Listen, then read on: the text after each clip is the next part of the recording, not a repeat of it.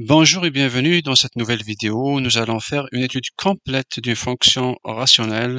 Voici la fonction en question. Ça va être f de x est égal à 2x moins 5 sur moins 2x au carré plus 3x. Donc, premièrement, on va définir ce que c'est qu'une fonction rationnelle. Donc, c'est un quotient de deux polynômes. On voit très bien que le numérateur est un polynôme de premier degré et le dénominateur est un polynôme de second degré.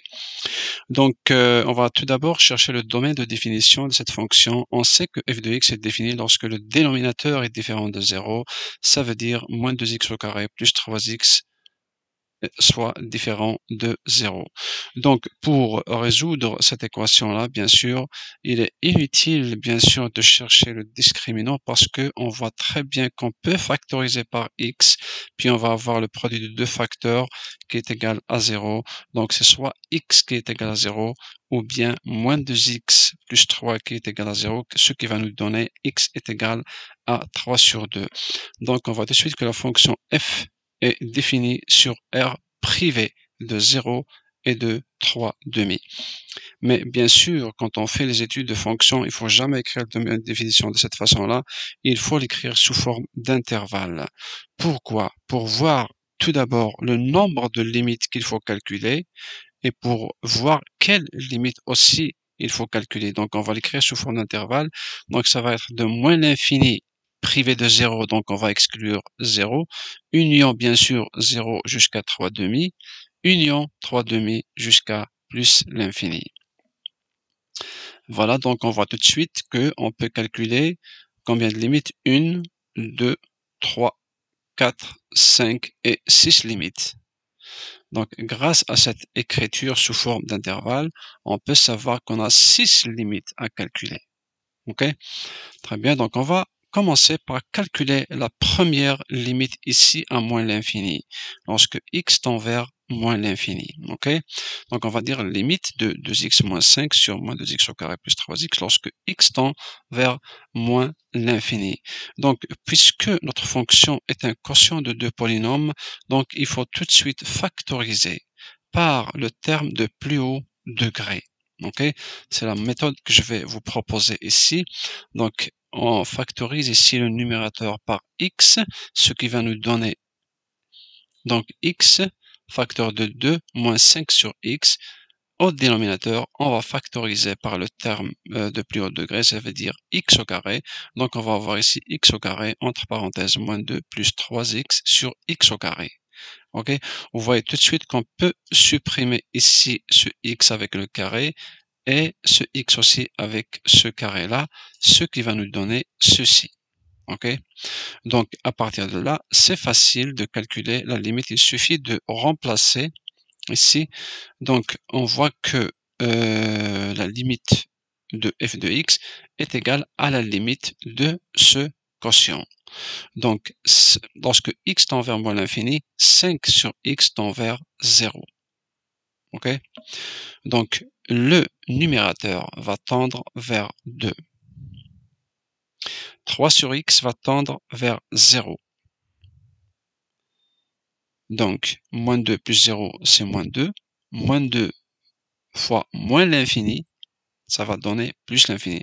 Donc, ça va être ici 2 sur plus l'infini qui est égal à 0.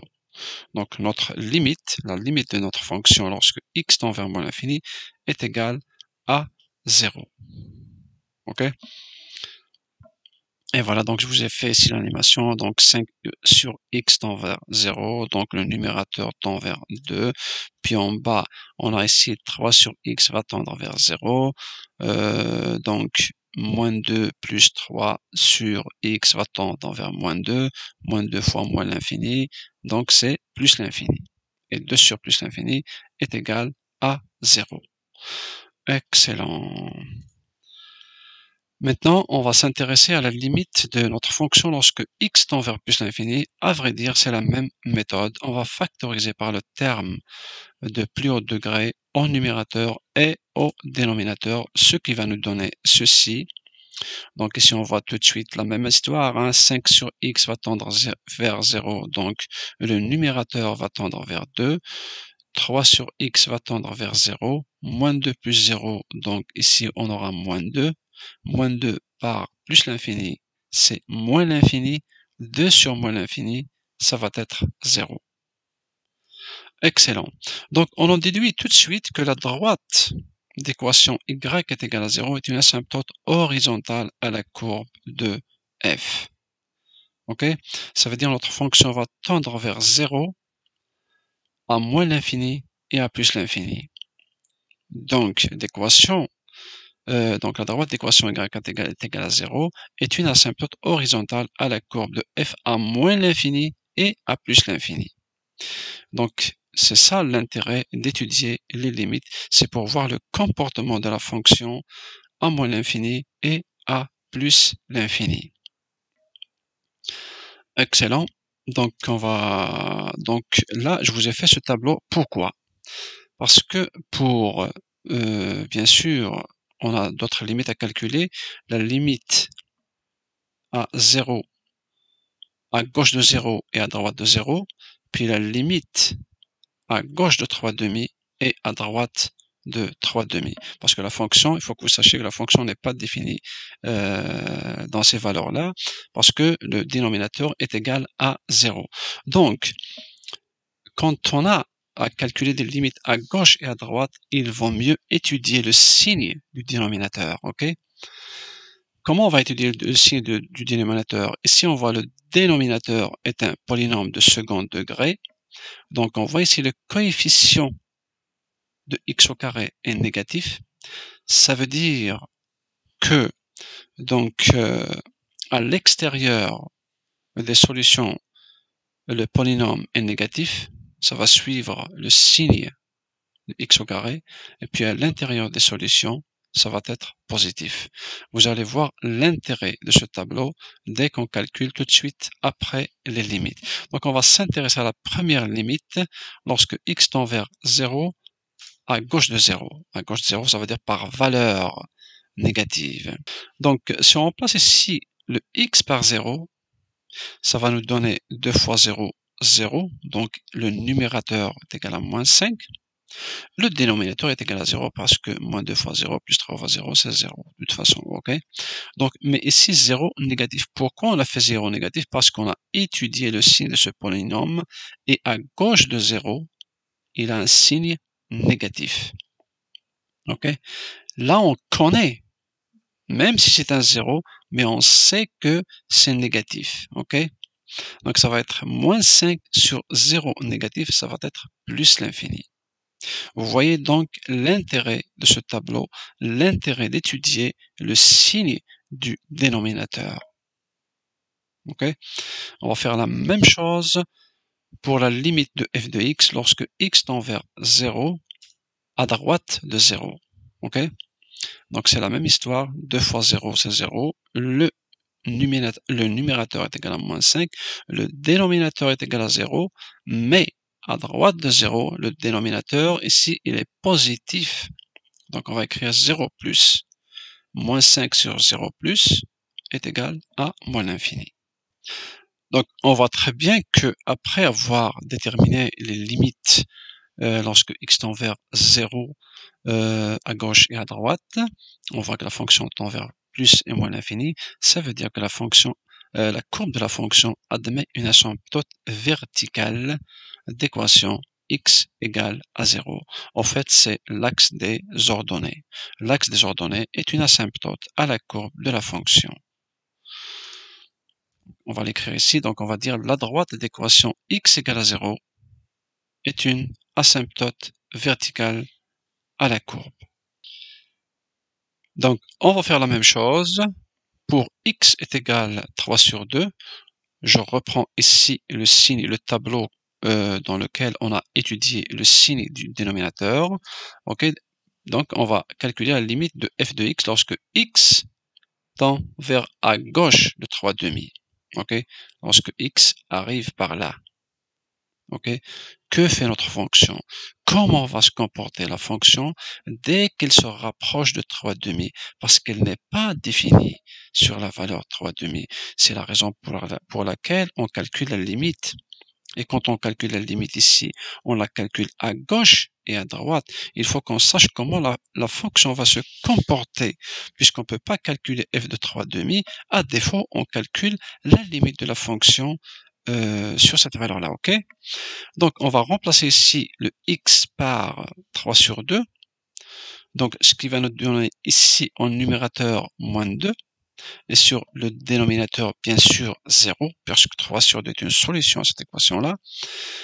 Mais 0 positif, parce que à gauche de 3 sur 2, le dénominateur est positif. Donc ça va être moins 2 sur 0 plus est égal à moins l'infini. On va faire la même chose pour la limite de notre fonction à droite de 3 sur 2. Donc on remplace ici x par 3,5. Le numérateur va nous donner moins 2 et le dénominateur 0, cette fois-ci moins. Pourquoi? Parce qu'on est passé à droite de 3 sur 2 et le signe de notre polynôme est négatif. Donc ça va être un 0 négatif. Moins sur moins, c'est plus. Donc c'est plus l'infini. Excellent. Et à partir de là aussi, on voit que notre fonction, ou plutôt la courbe de notre fonction, admet une asymptote verticale d'équation x est égal à 3,5. On va l'écrire. Donc la droite d'équation x est égal à 3 sur 2 est une asymptote verticale à la courbe de f. Nous allons maintenant déterminer la dérivée et étudier le signe de la dérivée pour savoir l'allure de la courbe, pour savoir où est-ce que la fonction est croissante et où est-ce qu'elle est décroissante. Donc on reprend ici notre fonction. Donc avant de calculer sa dérivée, il faut d'abord démontrer qu'elle est dérivable. Mais puisque c'est une fonction donc rationnelle, quotient de deux polynômes, on sait qu'elle est dérivable sur son domaine de définition. Ok? Et on va écrire tout ça, puisque f est un quotient de deux polynômes dérivable sur son domaine de définition, et le dénominateur ne s'annule pas sur ce domaine justement, donc f, elle est dérivable sur R privé de 0 et de 3. 0 et 3 sur 2, excusez-moi. Donc, on voit que f est de la forme u sur v, et nous, on connaît la règle, f' de x égale u' moins uv' sur v au carré. Donc, on va déterminer ce que c'est que u, ce que c'est que v, on va calculer leur dérivée, et on va appliquer cette formule-là. Ok? Donc, u est égal à moins 2x est égal à 2x moins 5, ce qui fait de u' est égal à 2. Et v est égal à moins 2x au carré plus 3x, ce qui fait que v' est égal à moins 4x plus 3. On remplace tout ici, ce qui va nous donner ceci. Donc, f' de x est égal à u' qui est égal à 2, multiplié par v qui est égal à moins 2x au carré plus 3x, moins, ici, u donc est égal à 2x moins 5, multiplié par v', moins 4x plus 3, sur v au carré, sur v au carré, moins 2x au carré, plus 3x, le tout au carré. On va faire une petite distribution ici, ce qui va nous donner ceci. Donc 2 multiplié par moins 2x au carré, c'est moins 4x au carré. 2 multiplié par 3, c'est 6x. 2 multiplié par 3x, 6x. Donc ici, 2x multiplié par moins 4x, c'est moins 8x, avec le moins ici, c'est 8x au carré. Je reprends, 2x multiplié par moins 4x, c'est moins 8x au carré, avec ce moins, donc c'est plus 8x au carré. 2x multiplié par 3, c'est 6x, avec le moins, c'est moins 6x. Moins 5 multiplié par moins 4x, c'est plus 20x, avec ce moins, c'est moins 20x. Moins 5 multiplié par 3, c'est moins 15, avec ce moins, c'est plus 15. sur le dénominateur au carré, bien sûr. OK? Ici, on voit que on peut simplifier ici moins 4x au carré avec 8x au carré, ce qui va nous donner 4x. Le 6x, il va partir avec le moins 6x. Le moins 20x, il va rester. Le plus 15, il va rester. Ce qui va nous donner ceci. Donc, il faut surtout pas toucher au dénominateur parce que c'est un terme au carré. On sait qu'il est tout le temps positif. Pour déterminer le signe f de x, il faut seulement étudier le signe du dénominateur, du numérateur, pardon. Puisque le numérateur est un polynôme de deuxième degré, on va calculer le discriminant delta, qui est égal, comme vous le savez, à moins b au carré, à b au carré moins 4ac. Le b c'est moins 20 au carré. Le moins 4 est ici. Le a c'est 4. Le c c'est 15. Ce qui va nous donner delta est égal à 160. Delta est positif, donc on aura deux solutions différentes. x1 est égal à moins b moins racine de delta sur 2a, qui est égal à cette expression que j'ai simplifiée par 0,92, que j'ai arrondi par exemple en centième ici, donc ce qui va nous donner à 0,92. x2 est égal à moins b plus racine delta sur 2a est égal à cette expression, c'est la valeur approchée est égale à 4,08. Nous allons maintenant dresser le tableau de variation à partir de toutes les informations qu'on a eues jusqu'à présent. Donc, on va tracer le tableau. Ici, on va mettre les valeurs de x. Ici, c'est les valeurs de la dérivée f' de x. Et en troisième ligne, ça va être les valeurs de la fonction f de x.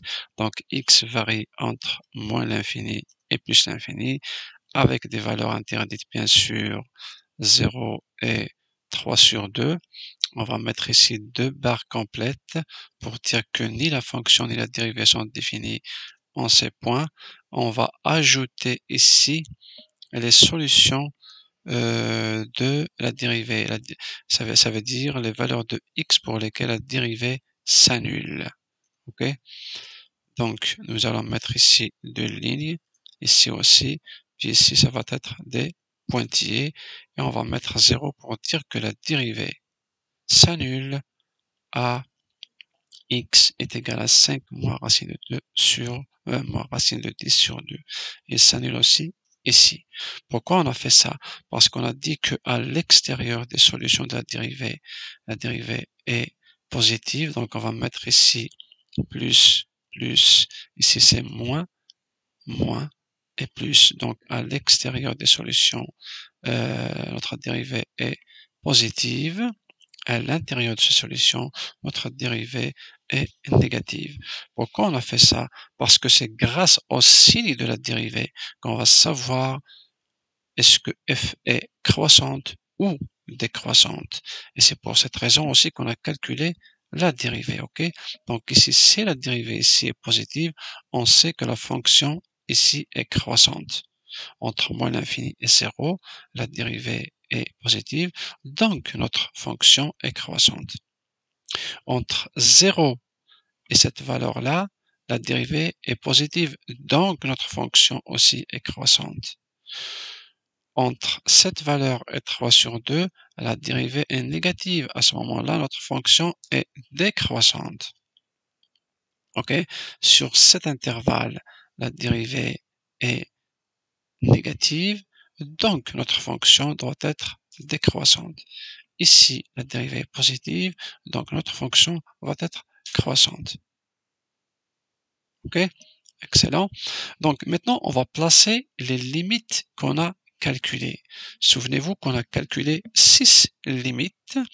Donc, pour chaque point auquel la fonction n'est pas définie, on calcule ici deux limites, une à gauche, une à droite, et on calcule aussi deux limites, une pour moins l'infini et l'autre pour plus l'infini. Donc, à moins l'infini, on a trouvé 0. À 0 inférieur, on a trouvé plus l'infini. À 0, à droite de 0, si vous voulez, on peut dire ça comme ça, on a trouvé moins l'infini. Et à gauche de 3 sur 2, on a trouvé moins l'infini. À droite de 3 sur 2, on a trouvé plus l'infini. Et à plus l'infini, on a trouvé 0. OK? Donc, ce tableau de valeurs résume un petit peu tous les calculs qu'on a fait jusqu'à présent. Il manque ici des valeurs, bien sûr. Ce sont les extrémums. OK? On va les calculer tout de suite. C'est la prochaine étape. Donc, pour calculer ici l'extrémum, vous voyez que la fonction monte, monte, monte, monte et puis redescend. Donc, elle a ici un maximum. Comment calculer ce maximum? C'est très facile. Il suffit de calculer f de cette valeur. OK? On va calculer f de cette valeur-là. F de 5 moins racine de carré sur 2, on va le calculer, est égal approximativement à moins 2,96 qu'on va noter ici. OK? Très bien. Et puis maintenant, on va calculer, cette fois-ci, c'est un minimum, puisque la fonction descend, ou bien part de moins l'infini, elle décroît jusqu'à une valeur, puis elle repart en montant à 0. Donc, on va calculer f de 5 plus racine de 10 sur 2. OK? F de 5 plus racine de 10 sur 2 est égal à moins 0,15. On va le noter ici. Ça veut dire que de plus l'infini, elle décroît jusqu'à moins 0,15, puis elle remonte jusqu'à 0. Excellent. Donc, il manque maintenant juste les points remarquables. Je reviens un petit peu en arrière. C'est quoi les points remarquables? On remarque ici que la fonction passe de plus l'infini à moins 0,15. Donc, elle coupe quelque part l'axe des x. Donc, les points remarquables, ce sont l'intersection de notre courbe avec l'axe des x et l'axe des y. On va commencer, donc, je vous ai repris ici le tableau de valeurs pour qu'on ne se perd pas. OK? Donc, il faut voir qu'est-ce qui se passe lorsque la courbe coupe l'axe des x. OK? Qu'est-ce que ça veut dire la courbe coupe l'axe des x? Ça veut dire tout simplement f de x est égal à 0. Donc on va résoudre cette équation-là. Notre fonction est égale à 0. Mais si notre fonction est égale à 0, ça veut dire le numérateur est égal à 0. Ça veut dire 2x moins 5 est égal à 0. On déduit x est égal à 2,5. Donc, qu'est-ce qu'on va dire? On va dire que la courbe de notre fonction passe par le point 2,5, 0. OK? Et donc, il coupe l'axe des abscisses à x est égal à 5 sur 2 ou à 2,5. Et on va le placer tout de suite ici. Donc, notre fonction s'annule quelque part ici. OK? On va placer notre 2,5 ici. On va tirer un trait en bas et on va mettre ici 0. OK? Et l'autre Et l'intersection de notre courbe avec l'axe des Y, ça veut dire quelle est la valeur de la fonction lorsque x est égal à 0. Et bien dans ce cas, on ne peut pas puisque notre fonction n'est pas définie à 0. On va juste l'écrire, ok? F n'est pas définie à x égale 0, donc ne coupe pas l'axe des ordonnées. Excellent, avec toutes ces informations-là, maintenant on va pouvoir tracer la courbe de notre fonction. Donc, je repris ici le tableau de valeurs encore une fois pour que l'on ne se perd pas. Et puis, je vais juste calculer ces valeurs-là pour qu'on les voit beaucoup mieux. Ça, c'est un 0,9 arrondi bien sûr à l'unité. Et ça, c'est 4, ok? C'est juste pour que on voit beaucoup mieux. Donc, voici notre repère. J'ai tout de suite mentionné ici nos deux extrémums. Alors, on a ici un maximum de 0,9 moins 2,96, 0,9, ok, pour x. pour Y, c'est à peu près 3, donc moins 2,96, on va noter. Ça veut dire que notre courbe doit absolument passer par ce point. L'autre extrémum, cette fois-ci, c'est un minimum, c'est à 4 et moins 0,15. Donc 1, 2, 3, 4 pour X, et j'ai fait vraiment ici approximatif 1, moins 0,15. Donc la courbe doit aussi passer par là. Okay. Donc comment on va tracer la courbe? On va regarder le tableau de valeurs. Entre moins l'infini et 0, que fait la courbe? La courbe, elle vient de 0 jusqu'à plus l'infini. Ok? Donc elle vient de 0 jusqu'à plus l'infini. Elle va faire ça. Lorsque x passe de moins l'infini à 0, notre courbe passe de 0 à plus l'infini. J'ai oublié de vous dire qu'il faut d'abord tracer les asymptotes. Ok? Donc on a combien d'asymptotes? On a une asymptote verticale ici de valeur x est égale 3 sur 2, 1,5. On a une asymptote verticale aussi qui est l'axe des ordonnées, puisqu'ici, la fonction n'est pas définie à 0, et lorsque x tend vers 0, notre fonction tend vers plus l'infini, excusez-moi. Donc, on a l'axe des ordonnées qui est aussi une asymptote verticale. Donc, on a deux asymptotes verticales. L'axe des ordonnées, donc de fonction x égale 0, et cette droite-là d'équation x est égal à 1,5 ou bien x est égal 3 sur 2. Et on a aussi une asymptote horizontale qui est l'axe des abscisses. Okay. Donc, pour le premier intervalle de moins l'infini à 0, on a dit que notre fonction passe de 0 à plus l'infini. Donc, elle va faire quelque chose comme ça. OK? Et voilà, c'est ce qu'elle va faire. De 0 à 0,9, de 0 à 0,9, de 0 à 0,9. OK? Que fait notre fonction? Notre fonction vient de moins l'infini. OK? Jusqu'à moins 2,96. Donc, elle vient de moins l'infini jusqu'à moins 2,96. Et voilà. OK? Dans l'intervalle suivant, ça veut dire de 0,9 à 1,5. De 0,9 à 1,5. Que fait notre fonction? Notre fonction décroît cette fois-ci. Décroît jusqu'à moins l'infini. Donc, elle décroît de cette façon-là jusqu'à moins l'infini. On continue. Donc, maintenant, on est rendu à droite de 3 sur 2. Que fait notre fonction? Donc, elle vient de plus l'infini. Elle descend, elle décroît. Elle passe par l'axe des abscisses à x est égal 2,5.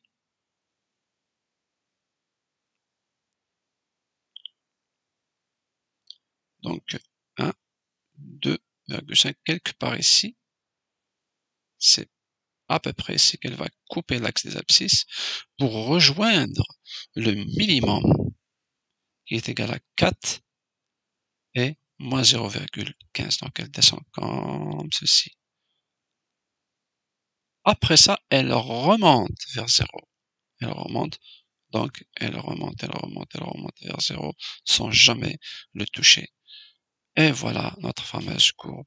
Bien sûr, et je l'ai dessinée à main levée, c'est pas trop beau à voir. Je vais vous montrer une meilleure courbe dessinée bien sûr par le logiciel. Donc, et voilà, l'exercice est terminé. J'espère que vous avez bien aimé et que vous avez bien compris. Si c'est le cas, n'oubliez pas de vous abonner et d'aimer. Je vous retrouve dans une nouvelle vidéo. D'ici là, passez un excellent moment.